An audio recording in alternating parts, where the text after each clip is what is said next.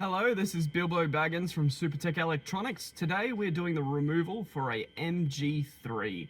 Now, the tools you'll need for such a removal is a spudger and a flathead screwdriver. That's a Phillips head. Okay, now to start with, we'll start over this side here. We're going to remove this entire section, vents and all comes off as one bit. Start up the side here, lift out.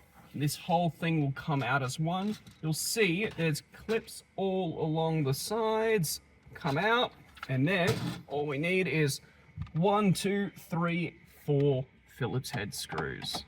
Okay, now that we've got all 4 screws out of the unit, we can just pull it forward like so. You get a lot of leeway, which is nice for this.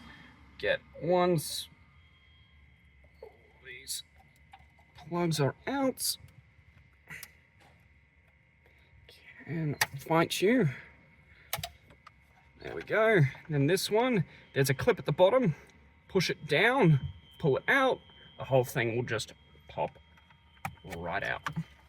And there we go. Now it can be sent off to Supertech Electronics for repair.